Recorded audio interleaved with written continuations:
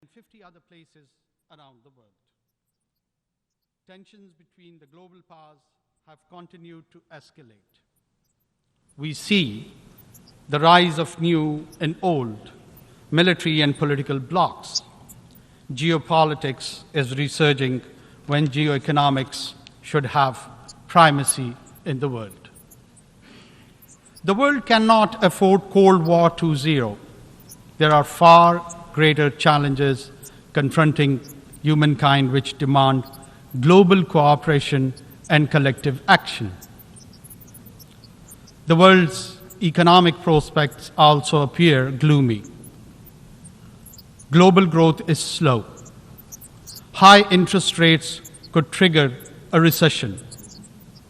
A succession of exogenous shocks, COVID, conflict, and climate change have devastated the economies of many developing countries. Many countries of the global south have barely managed to stave off defaults. Poverty and hunger have grown, reversing the development gains of 3 decades.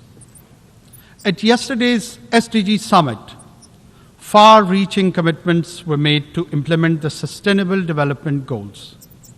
We must ensure implementation of the SDG stimulus, the rechanneling of unused special drawing rights for development banks, and the resolution of the debt problems of the 59 countries in debt distress. Pakistan also looks forward to the fulfillment of the climate change commitments made at COP28 by the developed world to provide over $100 billion in annual climate finance, allocate at least half of such finance for adaptation in developing countries, operationalize the fund and funding arrangements for loss and damage, and accelerate their carbon emissions. Mitigation targets to keep alive, the goal of restricting global warming to 1.5 degrees centigrade. Attempts to selectively provide these funds on the basis of geopolitical considerations should be resisted. Mr. President, Pakistan's triple food, fuel, and finance challenge is a prime illustration of the impacts of COVID, conflicts, and climate on developing countries. Pakistan is one of the worst affected countries from the impacts of climate change. The epic floods of last summer submerged a third of our country, killed 1,700, and displaced over 8 million people, destroyed vital infrastructure, and caused over $30 billion in damage to Pakistan's economy. Pakistan is gratified by the commitment of over $10.5 billion for Pakistan's comprehensive plan for recovery, rehabilitation, and reconstruction with resilience. The 4RF plan at the Geneva conference last January. Specific projects are being submitted to ensure timely funding and execution of the 4RF plan. I hope our development partners will accord priority to allocation of funds for our resilient recovery plan, which has been costed at $13 billion. Mr. President, Pakistan government is committed to rapid economic recovery. We will stabilize our foreign exchange reserves and our currency, expand domestic revenues, and most importantly, mobilize significant domestic and external investment. Facilitation Council, SIFC, to expedite investment decisions. 28 projects have been identified in priority sectors: agriculture, mining, energy, and IT, for implementation in collaboration with Pakistan's partners. Pakistan's long-term shift to geoeconomics is well underway. The second phase of the China-Pakistan Economic Corridor has been initiated, covering railway, infrastructure, and manufacturing projects. Pakistan also looks forward to the early implementation of the connectivity projects with Central Asia. Mr. President, development depends on peace. Pakistan is situated in one of the least economically integrated regions in the world. Pakistan believes that region develops together. Therefore, Pakistan desires peaceful and productive relations with all our neighbors, including India. Kashmir is the key to peace between Pakistan and India. The Jammu and Kashmir dispute is one of the oldest issues on the agenda of the Security Council. India has evaded implementation of the Security Council's resolutions, which call for the final disposition of Jammu and Kashmir to be decided by its people through UN-supervised plebiscite. Since 5th August 2019, India has deployed 900,000 troops in illegally occupied Jammu and Kashmir to impose the final solution for Kashmir. To this end, India has imposed extended lockdowns and curfews, jailed all genuine Kashmiri leaders, violently suppressed peaceful protests, resorted to extrajudicial killings of innocent Kashmiris in fake encounters, and so-called cordon and search operations, and imposed collective punishments destroying entire villages. Access to occupied Kashmir, demanded by the UN High Commission for Human Rights and over a dozen special rapporteurs, has been denied by New Delhi. Mr. President, the UN Security Council must secure the implementation of its resolution on Kashmir. The UN Military Observer Group for India and Pakistan should be reinforced. Global powers should convince New Delhi to accept Pakistan's offer of mutual restraint on strategic and conventional weapons. Mr. President, peace in Afghanistan is a strategic imperative for Pakistan. Pakistan shares the concern of international community with respect to Afghanistan, particularly the rights of women and girls. Yet we advocate continued humanitarian assistance to a destitute Afghan population in which Afghan girls and women are the most vulnerable, as well as revival of the Afghan economy and implementation of the connectivity projects with Central Asia. Pakistan's first priority is to prevent and counter all terrorism from and within Afghanistan. Pakistan condemns the cross-border terrorist attacks against Pakistan by the TTP, Daesh, and other groups operating from Afghanistan. We have sought Kabul's support and cooperation to prevent these attacks.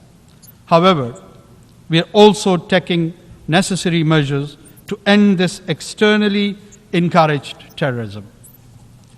Mr. President, Pakistan welcomes the progress made towards ending the conflicts in Syria and Yemen.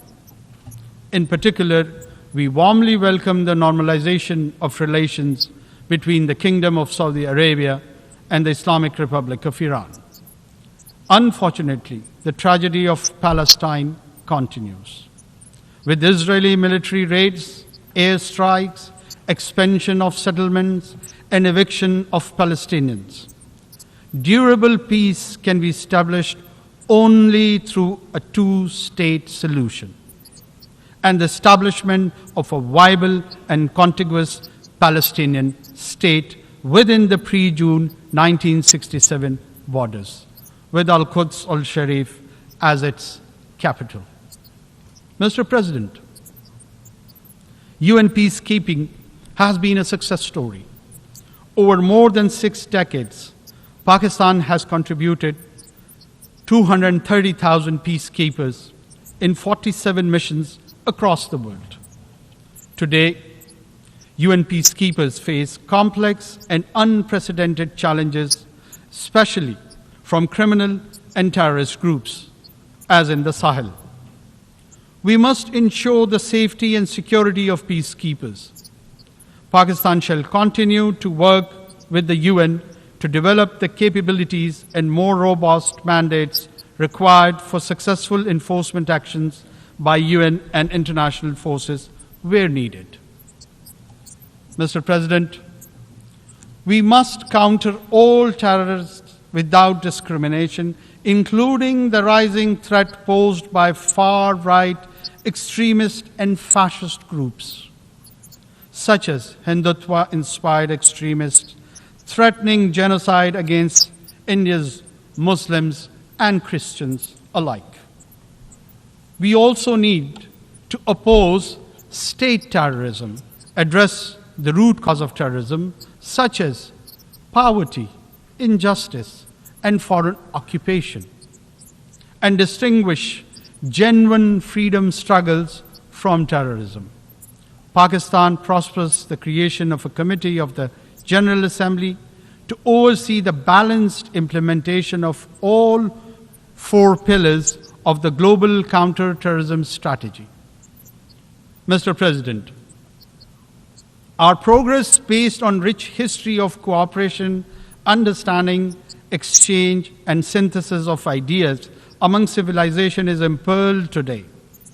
The narratives advocating a clash of civilization have done considerable harm to humanity's progress.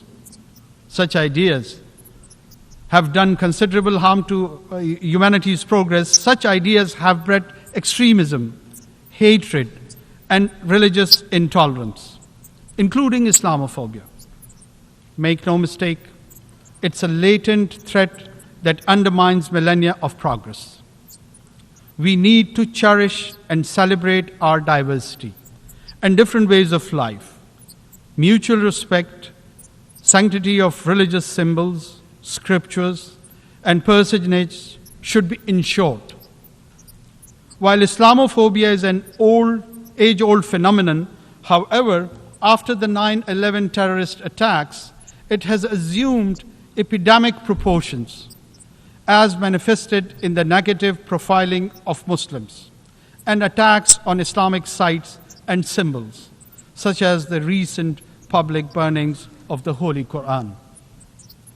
Last year, this Assembly adopted a resolution proposed by Pakistan on behalf of the OIC, declaring 15th March as the International Day to combat Islamophobia. Earlier this year, the Human Rights Council adopted an OIC resolution submitted by Pakistan urging states to outlaw the burning of the Holy Quran and similar provocations. We welcome the legislation initiated by Denmark and contemplated by Sweden towards this end. Pakistan and the OIC countries will propose further steps to combat Islamophobia, including the appointment of a special envoy, creation of an Islamophobia data center, legal assistance to victims, and an accountability process to punish Islamophobic crimes. Mr. President, the complex global and regional challenges that the world faces today can be best addressed through effective multilateralism within the framework of the United Nations. However, multilateralism is being eschewed due to the unilateral policies of and strategic rivalry and tensions between global powers. Pakistan will continue to work actively to strengthen multilateral institutions and enhance global cooperation. Pakistan looks forward to continuing negotiation on the scope and elements of the Summit of the Future and the Pact for the Future, building on the convergence that emerged in earlier consultations. The summit's preparatory process must not disrupt existing negotiating processes, such as the intergovernmental negotiations on the reform of the Security Council. Mr. President, Pakistan does not believe in elitism with the Committee of Nations. The UN Charter principles of equality and sovereignty must be preserved in the interest of global peace and prosperity. Pakistan believes that additional permanent members to the Security Council will further erode its credibility and legitimacy. The widest possible agreement can be best achieved on the basis of the Uniting for Consensus Group's proposal for expansion of the Council only in the non-permanent category, with provision for a limited number of long-term seats. Mr. President, Pakistan believes that to build, preserve, and promote peace and prosperity today and in the future, it is vital to reduce great power rivalry and tensions, ensure strict adherence to the UN Charter, consistently implement Security Council resolutions, eliminate the root cause of conflicts, and respect the principles of non-use of force, self-determination, sovereignty, and territorial integrity, non-interference in the internal affairs of the states, and peaceful coexistence. Pakistan will work diligently and actively with all member states to realize these vital elements of a new, equitable, and peaceful world order. I thank you. On behalf of the Assembly, I wish to thank the Prime Minister of the Islamic Republic of Pakistan for the statement just made.